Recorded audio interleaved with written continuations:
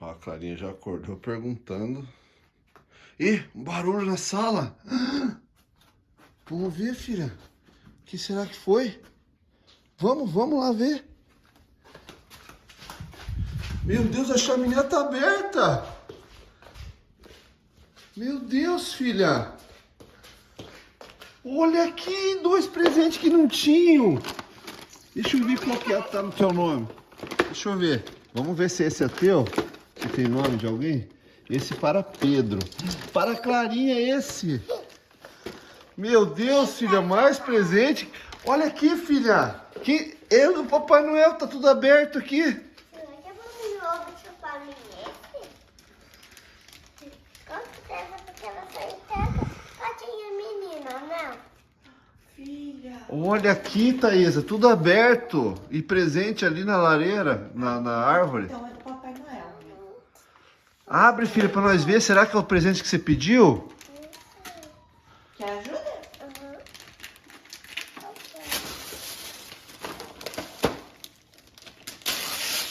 Meu Deus, filha! Isso aí, Teca.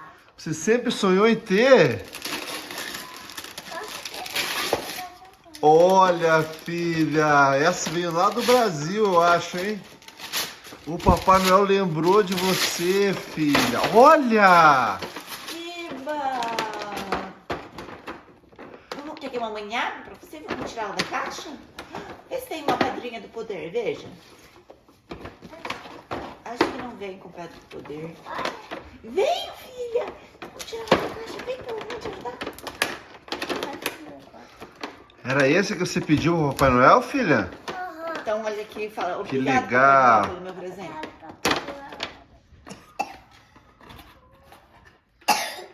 Tudo aqueles presentes ontem, deve se acordou, tem mais presente agora. Só que esse é da cartinha do Papai Noel, né? Olha, que legal, filha. Quer descolar?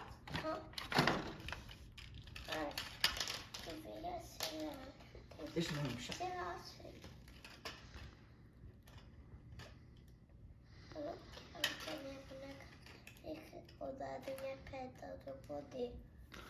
Olha, filha, mostra aqui no vídeo, filha. Como é o nome desse boneco?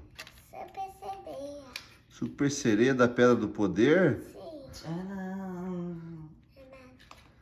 Que legal, filha. Mostra pro papai tirar uma foto. Mostra pro papai tirar foto, filha. Mostra o teu bonequinho. Aí, olha pra cá. X, grandão. Filha, você gostou do presente? Agradece, Papai Noel. Obrigada, Papai Noel. Te